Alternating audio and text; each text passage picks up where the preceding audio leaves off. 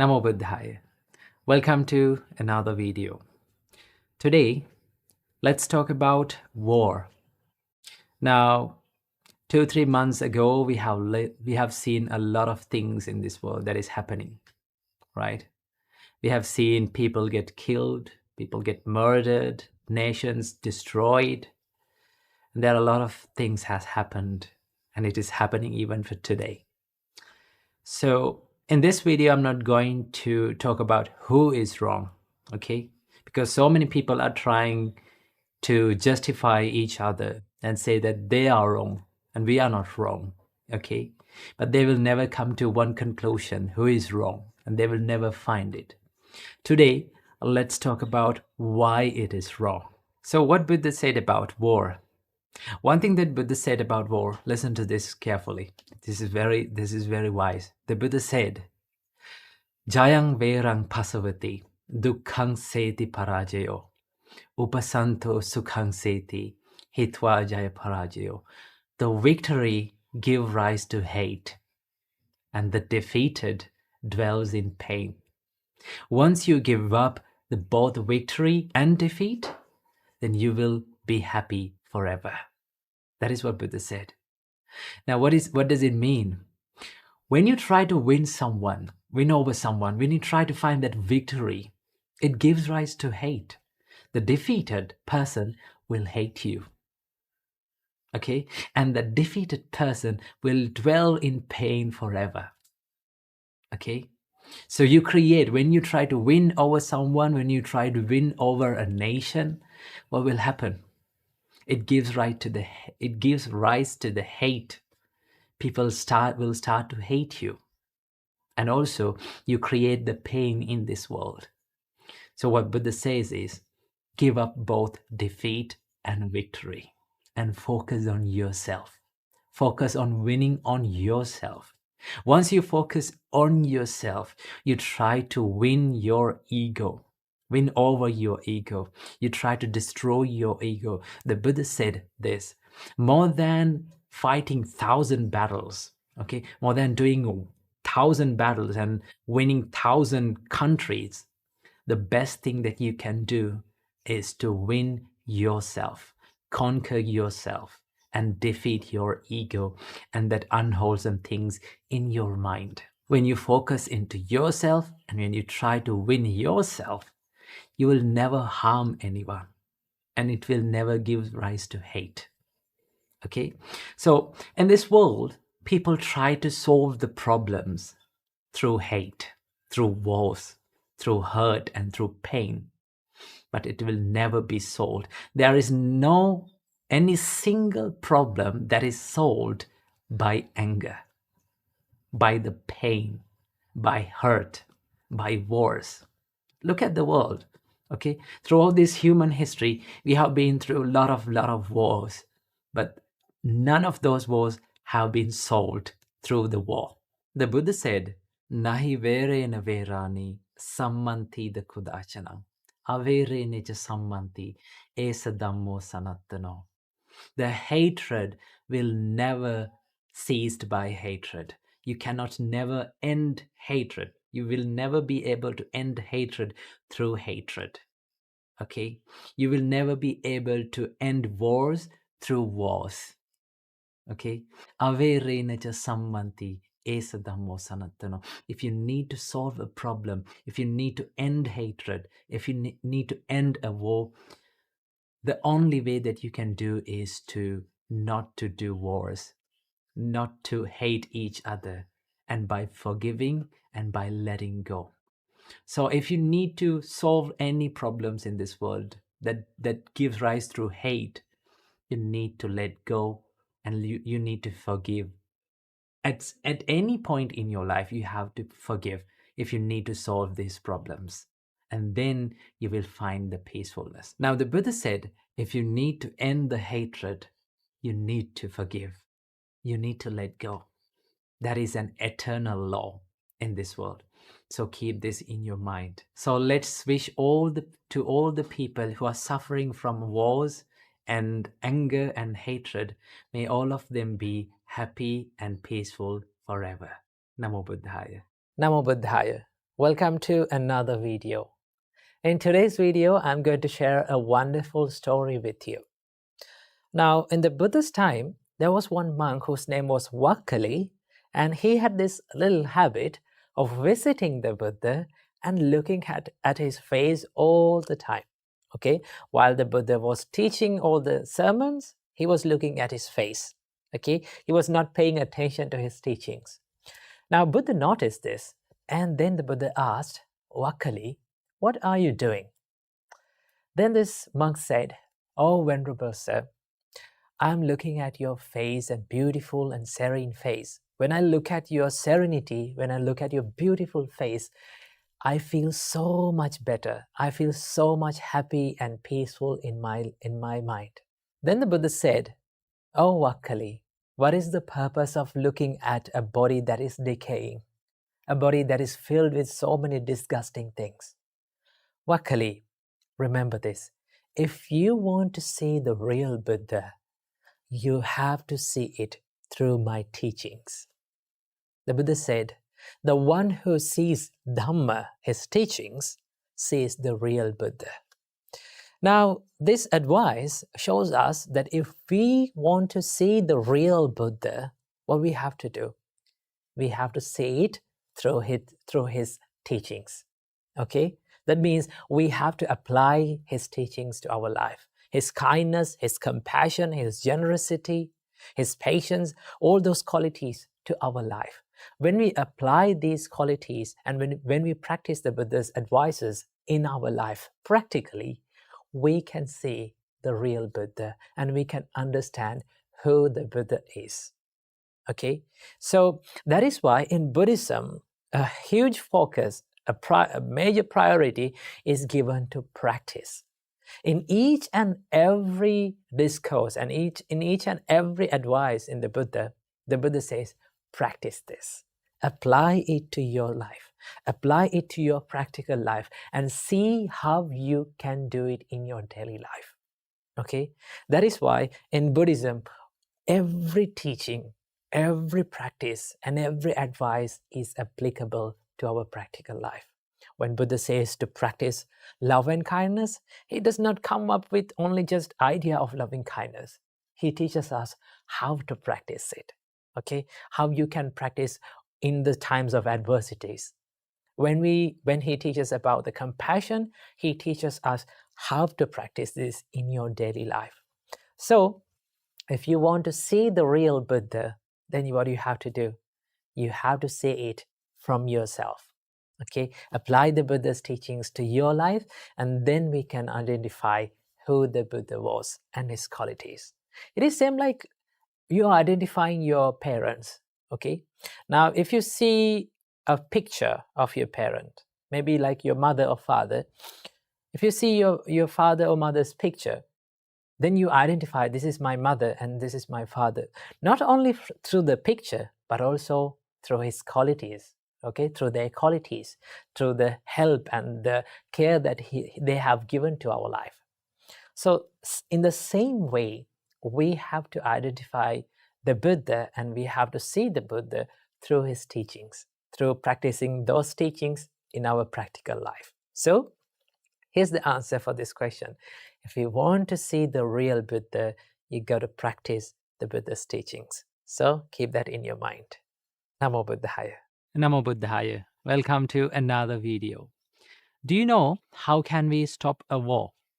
Now, as there are a lot of wars going on this earth today, people get killed, people get abused, people get murdered, a lot of chaos happening on this earth. How can we stop a war? There is only one way to stop a war, and that is to forgive and letting go. Okay? There's no any other way. So many people try to stop a war, sometimes stop the problems and the anger, remove the anger by the anger. There's a nice verse and a wonderful verse that was taught by the Buddha. The Buddha said, Nahi verena verani sammanti the kudachana. The anger is never appeased by anger. You cannot stop anger through anger. Averena cha sammanti esa dhammo sanattano. If you need to stop anger, If you need to stop hatred, if you need to stop a war, you need to stop the anger. You need to forgive, and you need to let go. You know, the anger and the hate works like a cycle. Now, let's say one country is trying to dominate over another country. Okay? One country is trying to attack another country. What will happen? People in this country, they go to this country and they kill people. They attack people. They abuse people. And once they do that, what will happen? The hate and the anger builds in this community. Okay?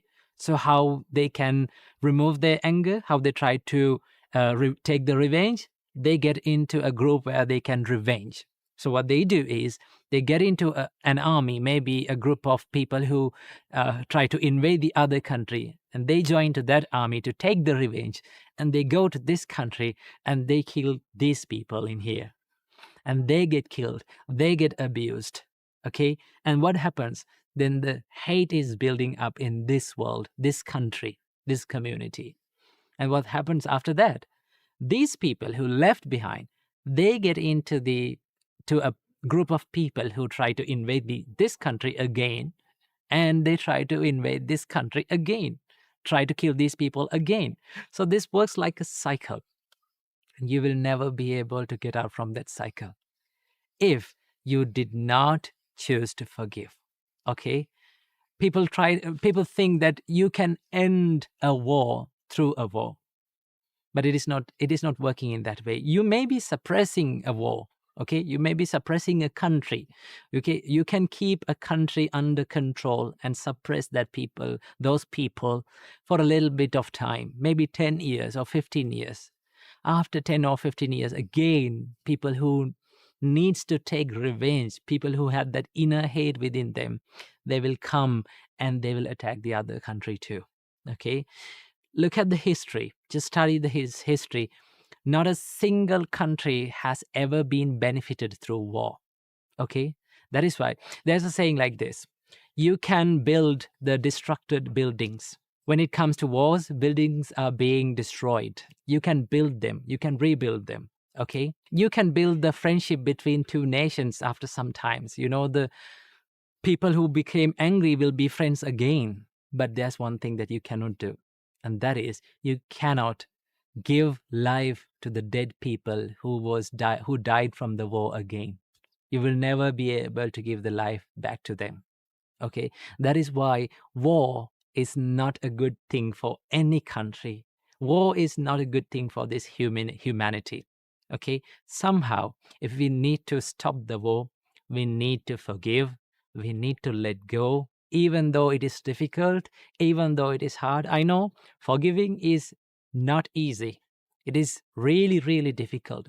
But if we need to stop the war, if we need to stop the anger, and if we need everyone to be happy, we have to let go. So remember, you will never be able to remove hate or remove anger through anger. By non-anger itself, you can remove the anger and you can be happy. Keep that in your mind. Namo Buddhaya. Namo Buddhaya. Welcome everyone to another video. In today's video, we are going to take a look at the threefold practices in Buddhism. Now, no matter how the way that you are approaching the Buddha's teachings, these are the three practices that you need to practice in Buddhism. Okay? So we are going to take a look at these things. Before understanding these three practices, we have to understand why we should practice these things. Okay? What is the goal and what is the ultimate goal of Buddha's teachings? Now, the ultimate goal of all the Buddhist teachings is to liberate your mind from unsatisfactoriness. Okay? Liberate your mind from all the sufferings in life. Okay? Because the Buddha said that the life is based on unsatisfactoriness. Okay? So once you have a deeper and a wiser understanding about your life, then you can liberate your mind from all the unsatisfactorinesses in your life. Okay? So Buddha realized that to achieve this state, to enlighten your mind and to liberate your mind, you need to make some conditions and you have to practice your mind. So that is why Buddha introduced us these 3 practices to practice in our practical life in order to enlighten our mind. So without any further ado, let's dive into these practices. So the first practice in Buddhism is called Sila. Now, I have discussed about Sila in an earlier video. You can watch it here. So basically, the Sila means the moral and ethical conduct, being disciplined from your body and from your words.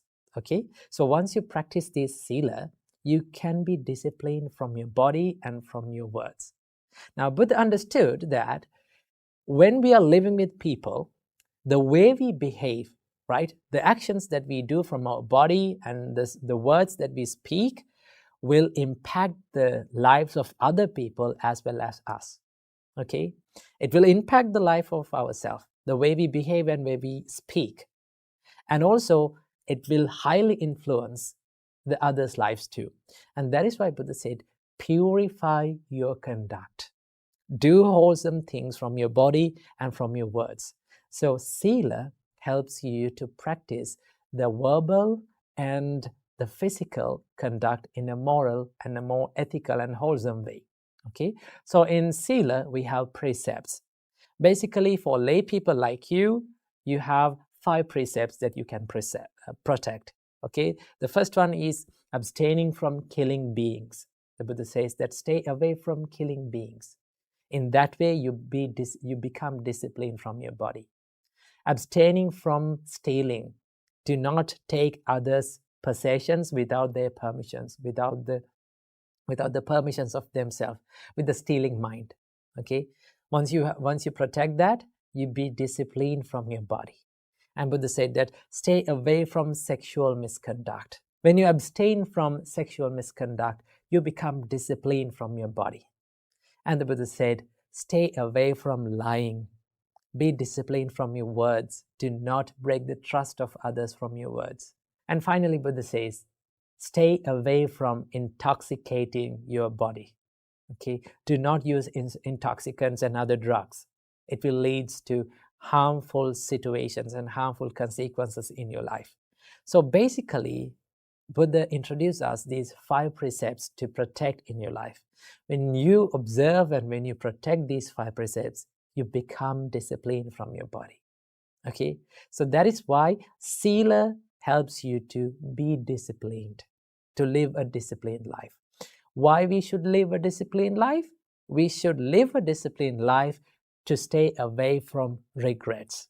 Because when you look at these 5 precepts, if you engage in these things, if you kill animals, if you steal others' possessions, if you commit sexual misconduct, if you lie, and if you intoxicate yourself, what will happen? There will be a lot of regrets in your life. And also there will be things that you have to worry about. That is why Buddha says, stay away from these 5 things and you will live a regretless life. Okay, so that is the first practice. Moving on to the second practice, we have Samadhi. Now, Samadhi can be translated as concentration or mental peacefulness inside your mind. Now, remember, this Samadhi is supported by the first practice that is called the Sila. The Buddha said, when you practice Sila or when you live a moral and ethical life, what will happen? You will have less regrets in your mind. You will have no regrets in your mind. Once you have no regrets in your mind, what will happen? It will lead to the mental happiness. Because most of the people, they worry about the things that they have done in the past. Okay? Unwholesome things that they have done in the past. But once you live according to the precepts, once you live a virtuous life, then you can be happy about yourself. And also, your mind will be in a good and a happy state. That is why this Samadhi is supported by the Sila. Now, why we need Samadhi? Now, we need Samadhi to think clearly. Because you know that when your mind is busy, when your mind is scattered, and when it runs here and there, it is very difficult to think clearly.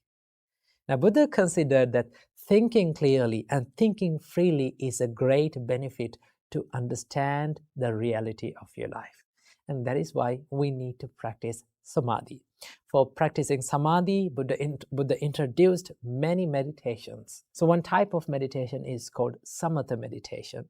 Samatha meditations helps you to condense your mind and find that peacefulness inside your mind. Okay, it includes loving kindness meditations, breathing meditations, mindfulness meditations.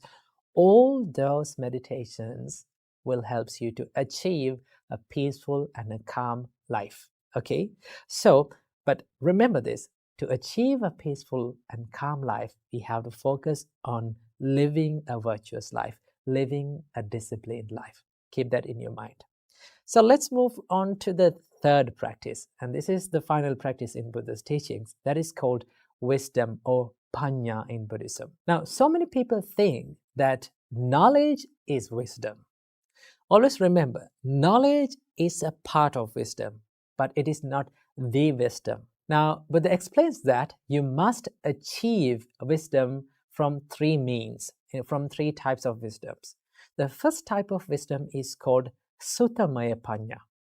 Suttamaya Panya means the wisdom that is gained through learning.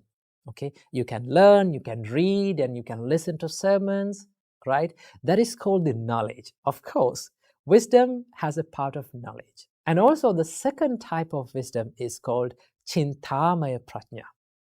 Chintamaya Prajna is the wisdom that is gained by wisely reflecting. Okay, the wisdom that is gained by wisely reflecting on what you have learned, the reality of your life.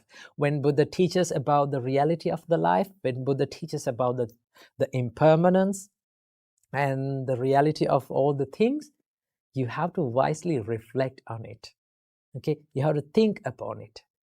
And once you think and once you wisely reflect on it, you gain the wisdom. You gain a deeper understanding. Okay, that is called Chintamaya Prajna, the wisdom that is gained by wisely reflecting. And also in the third type of wisdom, this is the most important type of wisdom, that is called Bhavanamaya Prajna, the wisdom that is gained by practicing. Okay, now the wisdom that is gained by practicing is supported by all those two wisdoms, Chintamaya Prajna and Suttamaya Prajna, the wisdom that is gained by listening or learning, and also the wisdom that is gained by wisely reflecting.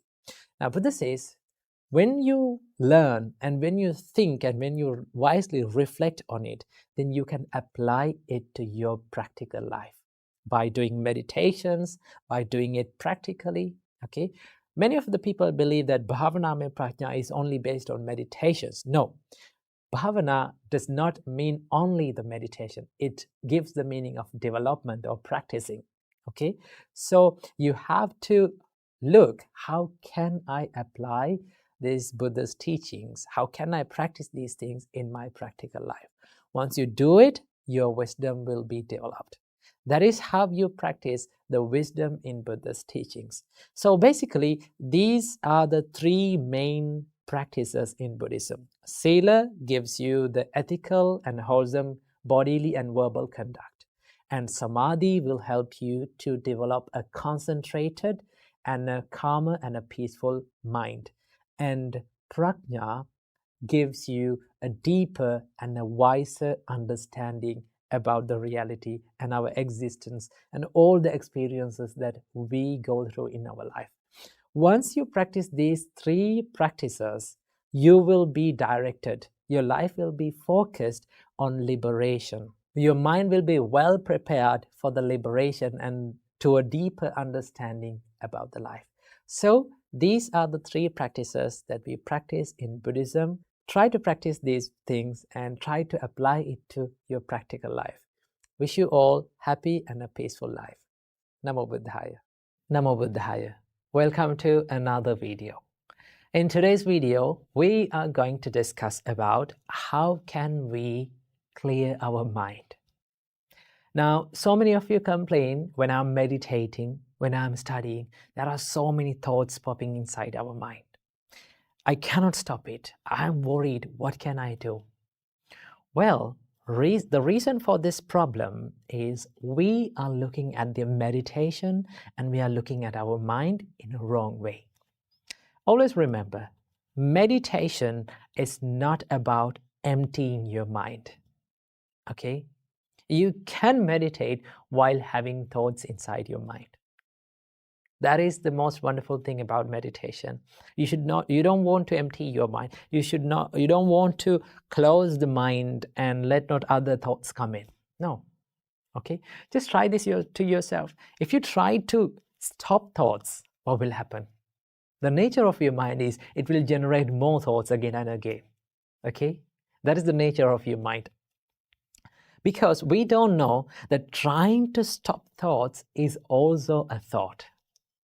Okay, so remember, meditation is not about stopping thoughts. It is about being aware of your thoughts. There is one practice in Buddha's teachings. It is called Chittanupassana. In Chittanupassana, Buddha introduced us to a wonderful meditation of being aware of what comes into your mind. Okay, let the thoughts come into your mind, but be aware of it. Because most of the time, we are not aware of what is going inside our mind. That is the problem. That is why we get caught to these unwholesome thoughts like greediness, craving, anger, hatred, and a lot of things. Okay? Because we don't know what is going inside our mind. The Buddha teaches us, that Buddha introduced us this meditation to be aware of what is coming into your mind. Let's say a lustful thought came to your mind. Okay, it's okay. Everyone feels lust. Everyone feels this craving and desire inside their mind. But the problem with most people is they don't know that their mind is under desire, under lust. Okay, but if you can be mindful, okay, if you can detect when the lust arises, this is a lustful thought that is popping inside my mind. If you can detect it, if you can identify it, then the nature of your mind is once you identify your thoughts, once you are aware of that thought, it will start to be silent. Okay? It is something like a little baby. Look at your mind like a little baby. Okay? Now, when we are not aware of the babies, what they are doing? They are doing a lot of nasty things, okay? They are doing a lot of naughty things. Why? Because we are not aware of them. But once we pay our attention, they try to behave, okay? Because they know that my parent or these elders are being aware of me, okay? So they try to be disciplined. And also, the nature of kids and the nature of little kids is they are very curious. So does the mind. Mind is very curious. It likes to cling into certain things and like to search certain things. So what we can do to quiet our mind or to make silence inside our mind is just to pay attention to what comes into your mind. Don't try to stop it. Okay? The more you try to stop it, the more it will come. So what we have to do, just be aware of it. When you become aware of what is going inside your mind, you bring your mind to this present moment. Because these thoughts and everything that goes inside your mind happening in this present moment. If you can see the appearance of the thoughts, and if you can see the passing away or fading away of the thoughts, it will start to get quieter. Okay? So when your mind is busy, in the next time, try this. When your mind is busy, when a lot of thoughts come into your mind, just try to identify one thought. Look at your mind like you're looking at an external thing, okay? And try to identify one thought. When it arises, you can identify, okay, it is arising now. When it fades away, okay, you're knowing and you are understanding that this thought is fading away. Once you do that, it is very amazing that your mind gets silent and quieter even more. So this is how we can clear and quiet our mind when we do meditations or when we are doing certain things in our life. So keep this advice in your life and practice it. Namo Buddhaya. Namo Buddhaya. Welcome to another video. Today, I'm going to introduce you to this basic and simple Buddhist practice. And this practice is known as Sila. Now, the word Sila is a Pali word that we can translate it to English as ethical conduct or virtue. Now, in Buddhism, the Buddhist teachings are always directed to the liberation of mind, or it is the ultimate goal of Buddhism, the liberation of mind from all the sufferings. To achieve this state, Buddha taught us that you should practice 3 practices. First one is Sila, which we are going to discuss today. It is called the ethical conduct. Second one is Samadhi. Samadhi means concentration. And the third one is Panya, or it is known as wisdom in Buddhism. So, Sila plays a crucial role in Buddhism and Buddhist practice. So, what do you mean by ethical conduct? Ethical conduct helps you to be disciplined from your body and from your words. Okay? So, once you become disciplined from your body and from your words, then normally your mind will be disciplined. So, these are coexisting. Okay? That means these practices help each other. Okay, once you become disciplined with your mind, you can be disciplined from your body and from your words. Or if you become disciplined from your body and words, normally, automatically it happens that your mind will be disciplined. So that is why the Buddha introduced us these ethical conducts or practice of virtues in Buddhism. Now, basically, Buddha taught us that we need to practice 5 precepts. Okay, these are 5 guidelines that Buddha taught us to practice in daily life. Now, for someone, you may feel like they are a set of rules, but in reality, Buddha never imposed rules on anyone. Okay, these are guidelines, and these are the things that Buddha teaches us to practice because Buddha saw that there are disadvantages if you break these guidelines. For an example, the first practice of Sila is to abstain from killing beings. Okay, so when you kill animals, there are so many disadvantages that comes to your life, and also you acquire a bad karma because your actions and your intentions are unwholesome. Once you kill animals, kill living beings, your intentions are unwholesome. So through unwholesome intentions and actions, what will happen? You will gain bad karma. And that bad karma will lead to suffering in one's life. And that is why Buddha said, there are disadvantages and there are bad consequences when you do these things. Okay, when you kill animals, when you steal, there are disadvantages that comes to your life. So as beings who likes to be happy in your life, okay, in your personal life, if you like happiness, then stay away from these bad deeds or unwholesome deeds. So abstaining from these unwholesome deeds is known as precepts in Buddhism, or Sila, or virtue in Buddhism. Okay, so there are mainly 5 precepts that we all need to practice. The first one is abstaining from killing beings, staying away from harming anyone's life. Okay, first one. The second practice is abstaining from stealing, abstaining from taking anyone's possessions without permission, okay, without asking. That is an unwholesome deed, and that has many bad consequences. Okay, people have to suffer if they do that. Second one is, Buddha said, abstain or stay away from sexual misconduct. Okay, because when you engage in sexual misconduct, that leads to many bad consequences in your relationships. Okay, so Buddha said, stay away from sexual misconduct. Third one is abstain from or stay away from lying. Okay, when you lie, you break the trust of people. Once you break the trust, there are many problems in your life. Okay, there will be many problems in your life. So Buddha said that stay away from lying. And as the final precept, Buddha said that stay away from intoxicating yourself. Stay away from using drugs and other intoxicants, okay? Because that leads to a lot of sufferings in your life. So these are the main and basic Buddhist practice, or sila, or precepts, that all the Buddhists practice in all around the world. Okay, so basically these precepts or these virtues helps you to develop a better life and a happy life without regrets. Once monk Ananda asked from the Buddha, what is the purpose of practicing ethical conduct?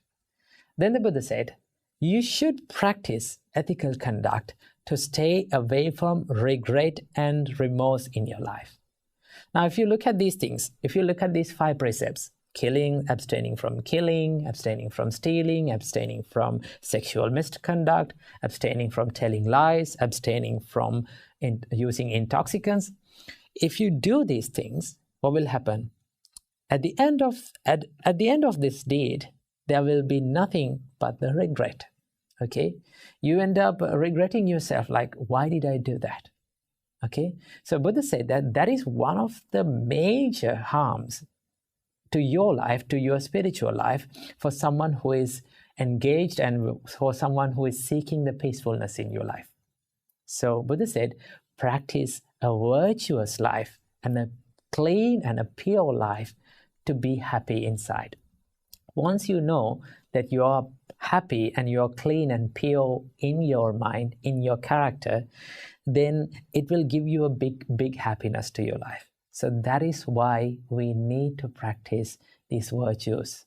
Okay, that is the purpose of sila. So understand this simple Buddhist practice and try to practice these precepts in your life. Namo Buddhaya. Namo Buddhaya. Welcome to another video.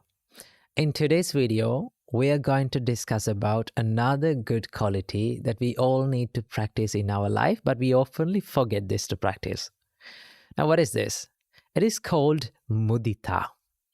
In another word, it is called appreciative joyfulness. What do you mean by this mudita? Mudita is the ability of being happy when you see someone else's happiness. For an example, let's say you're on social media and in the same time you're having a bad day. Now, when you scroll down, you see these nice pictures of people enjoying their life, living the best days in their life, being happy, and you're not having that life currently. In that case, what do you feel?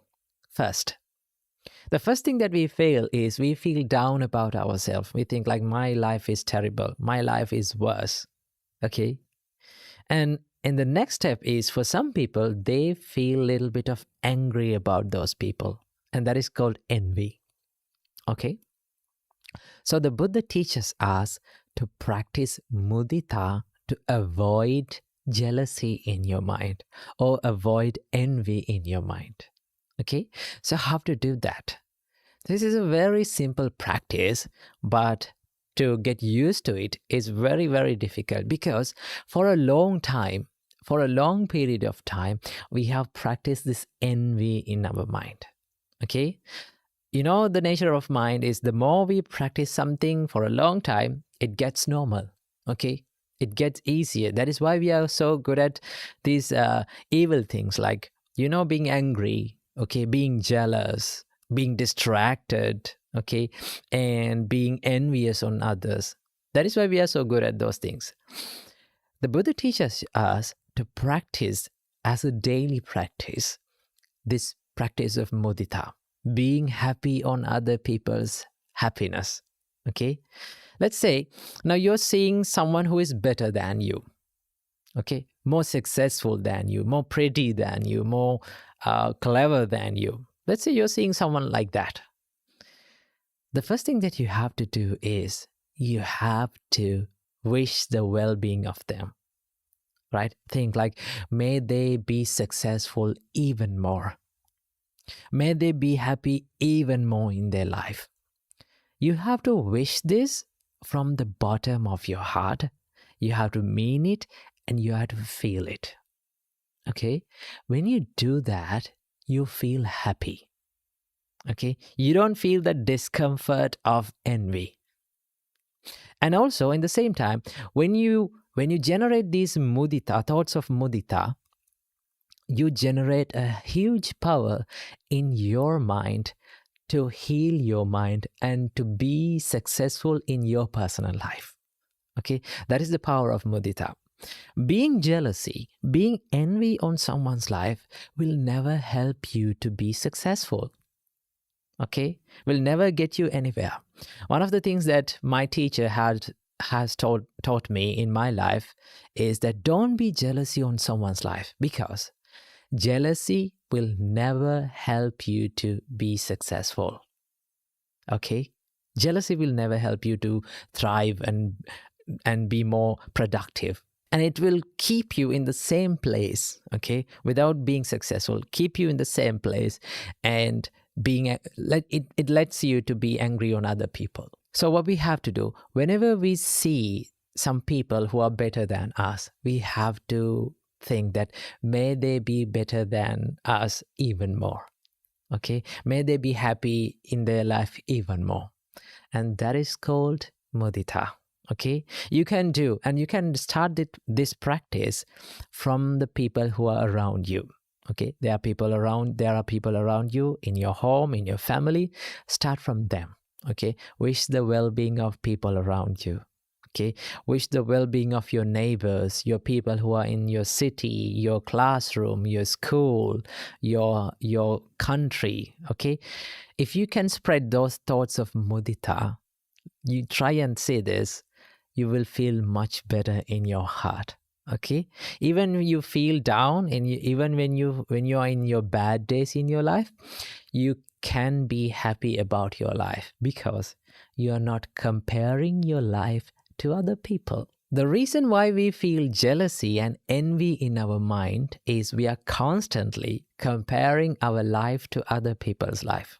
We are so good at that. The more we compare our life to other people's life, the more we feel down about our personal life. Okay, so this is not something that we have to do.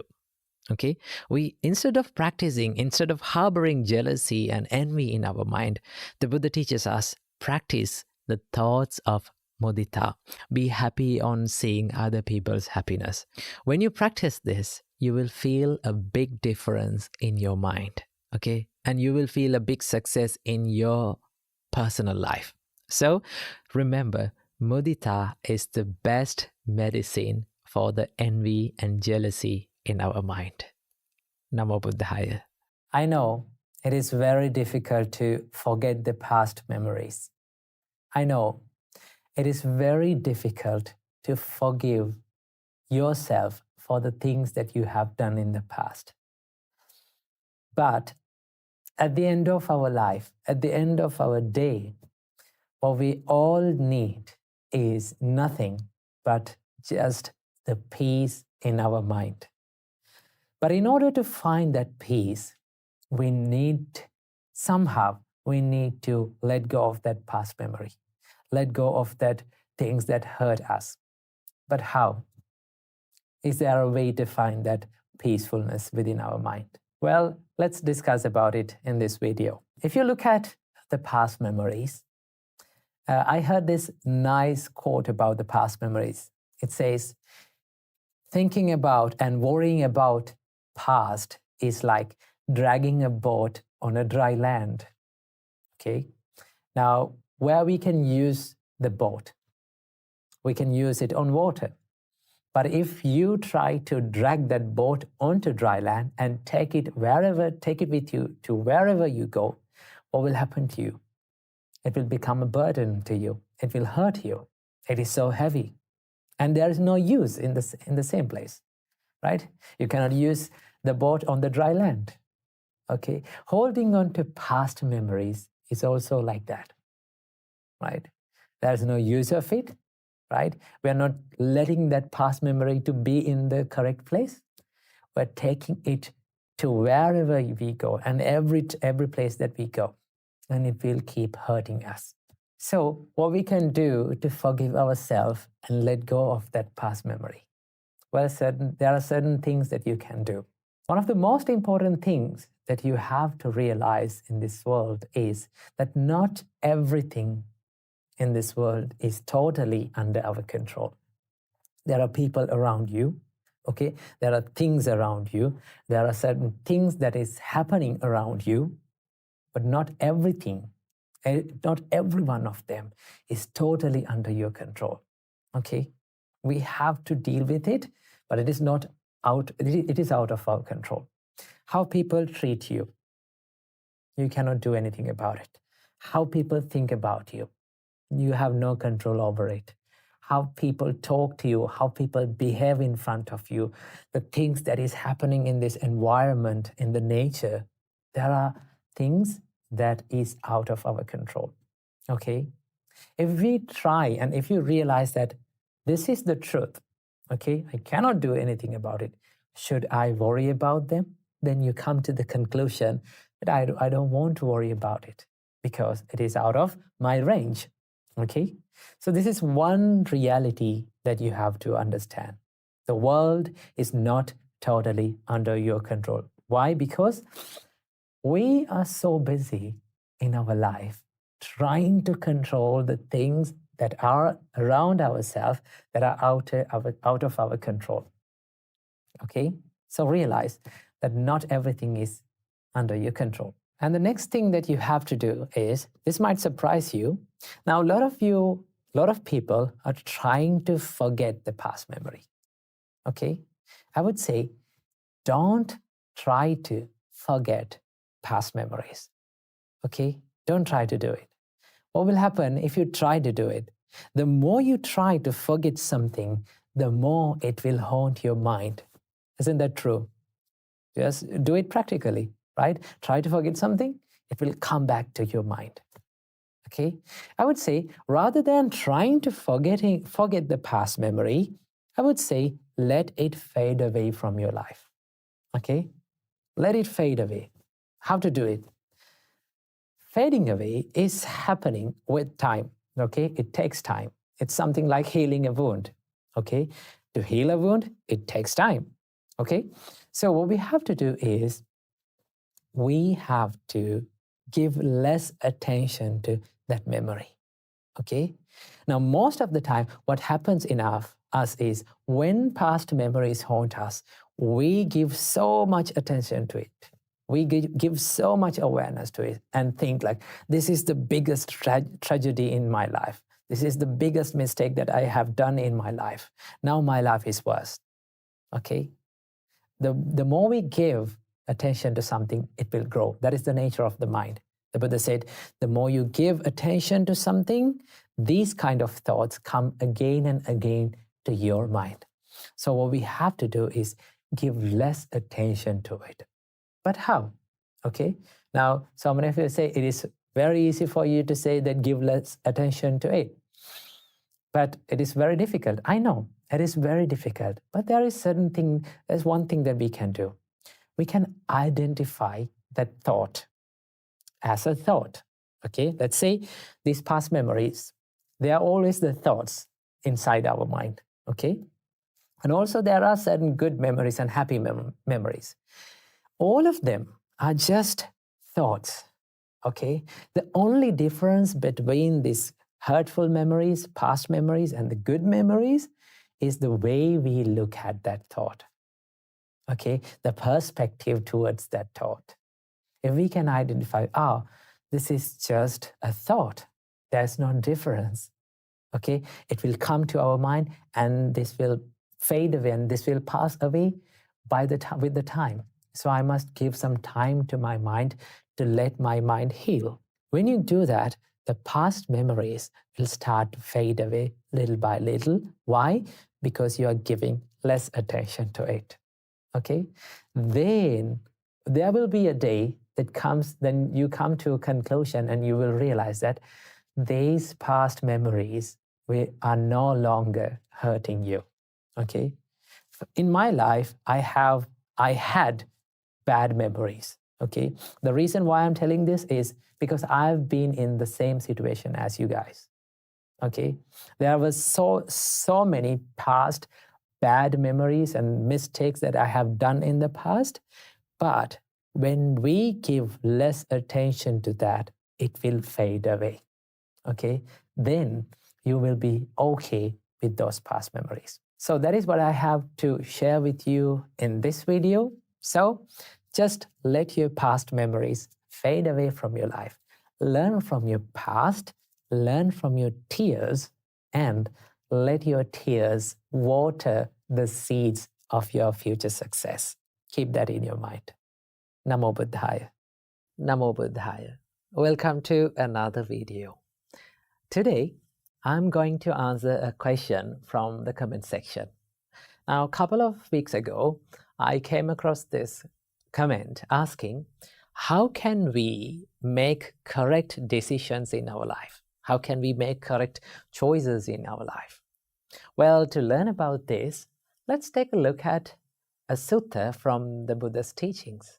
Okay, there's a sutta named Ambalattika Rahulovada Sutta. In that sutta, Buddha advises monk Rahula.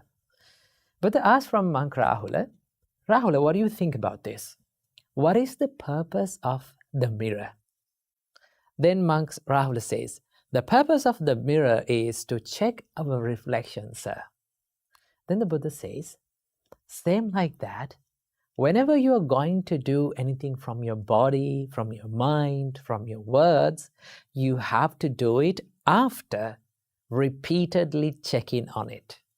Okay, you have to be mindful and you have to think about it, you have to check it, and then after that you have to do it. Then in that sutta, Buddha further explains how to repeatedly check our actions. Buddha says, whenever you are going to do anything from your body, let's say you are going to do something from your body, okay, then you have to think like this. Buddha says, is this deed that I'm going to do now hurts myself? Is it going to hurt myself? Or is it going to hurt others, other people around me? And the Buddha says, you have to think that is it going to hurt both of us, for me and for the others? Okay? And then the Buddha says that you have to think that is it a skillful thing, or a good thing, or a wholesome thing, or an unwholesome thing? Does it give happiness to my life? Does it bring happiness and mental serenity and calmness to my life? Then the Buddha says that if you find that action that you're going to do is unskillful and it hurts for yourself and to the others, and it is unskillful and it brings suffering to your life, then you should, by all means, you should not do it. Okay? So that is a bad choice. That means that you are going to make a bad choice. Okay? Then the Buddha says, if you find the action that you are going to perform in your life, okay, if you are going to perform an action which is good, which brings the happiness to your life, which makes the happiness and which benefits for you and for the others and both of you, if it is skillful, then by all means you have to do it. Now, what does Buddha means in this advice? Buddha says that means you have to, before you are going to do anything from your body, from your mind, from your words, you have to be mindful. You have to think, what am I going to do now? Right? Is it good or bad? Is it wholesome or unwholesome? You have to think about the consequences of your choices. If you are aware of the consequences of your choices, then you will make good choices. Okay? Most of the time, the reason why we are making bad decisions and bad choices is we are not aware of the consequences of that action. And we are not mindful about what we are doing now. So, in your life, before taking any decision, just pause, take a rest, and pause and think, hey, what I'm going to do now, is it beneficial for myself? And is it beneficial for others? Okay? And does it hurt myself? Does it hurt others? Okay? When you think about that, you can make correct decisions.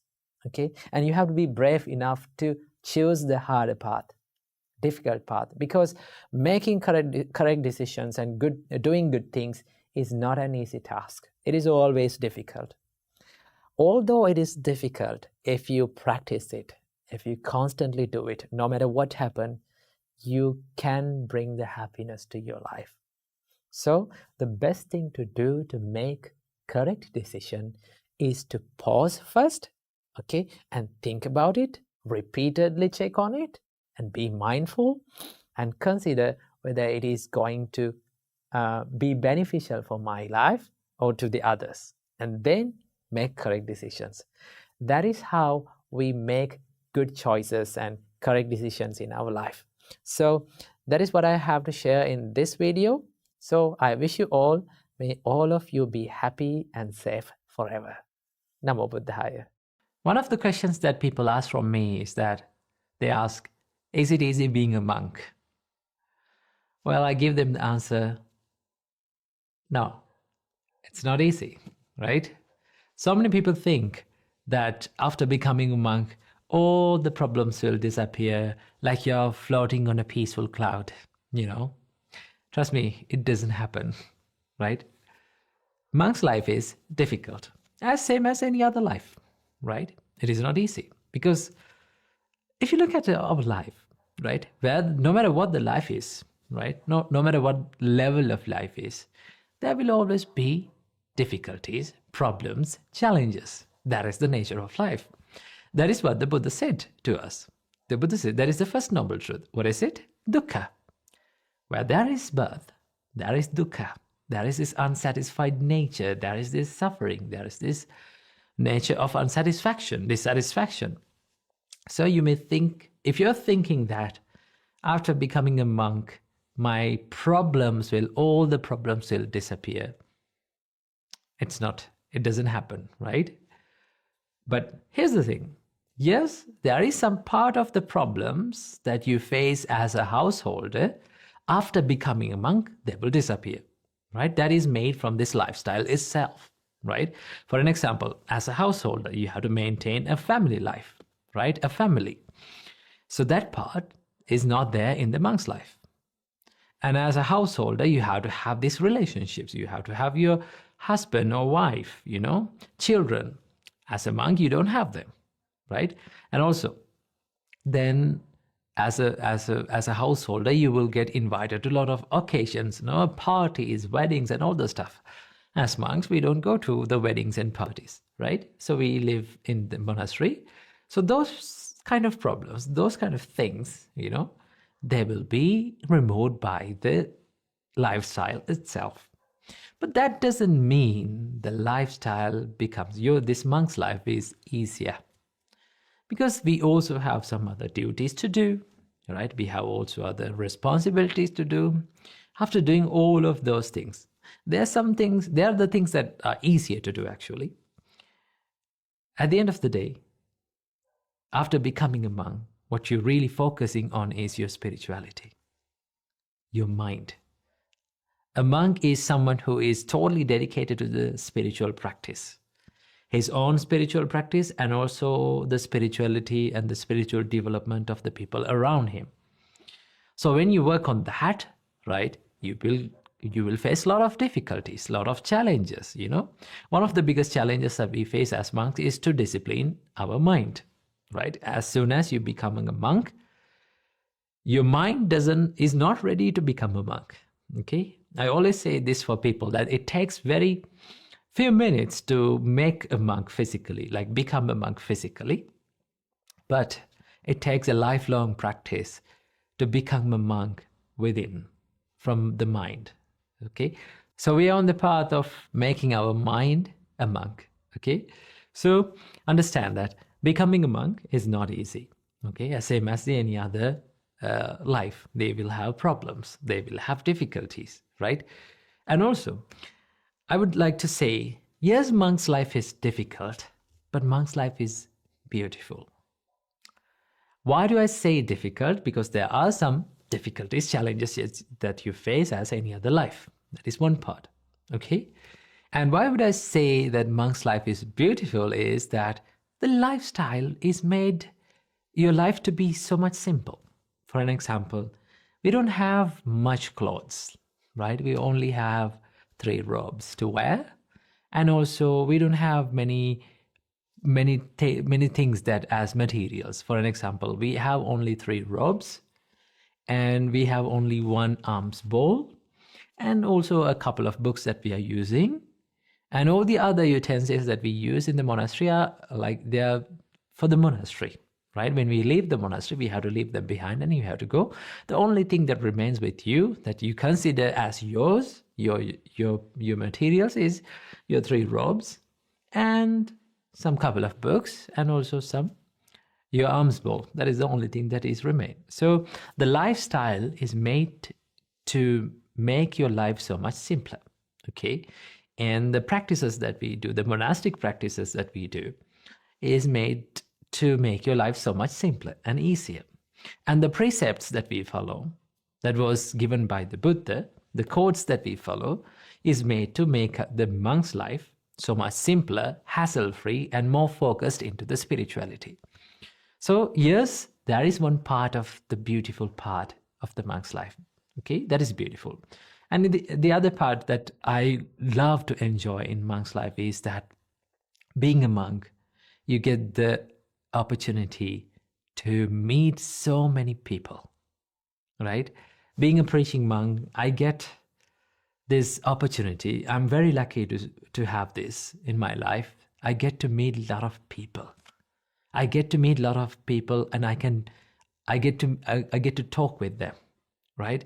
I can listen to their ideas. I can listen to their problems. I can share the Buddha's teachings with them and help them. And when I share the Buddha's teachings with them and when they get the help, it gives me a great happiness, right? So that part I love to enjoy, okay? And also another beautiful thing that you find in monk's life is that every single morning when you wake up, you have something wholesome to do, something that is selfless to do, right? When you wake up and when you clean your monastery, when you do the monastic chores, it gives you that idea that yes, you're doing something for yourself as well as the others also. So these are the parts that we enjoy as monks, okay? And also one part, this is not only separated for monks' life, but also anyone can do that. We enjoy by listening and learning the Buddha's teachings, okay? You get a lot of time to learn the Buddha's teachings and observe and analyze the Buddha's teachings and practice the Buddha's teachings. So these are the beautiful parts of the monk's life. So don't think that monk's life is easy and hassle-free and problemless. No, as any other life, we also have problems, but we are working through them, right? We are practicing our mind to make our mind strong enough to face these problems, face these challenges through the Buddha's teachings. So I hope you got some idea about monk's life. So I wish you, may you be happy and may you be healthy. Namo Buddhaya.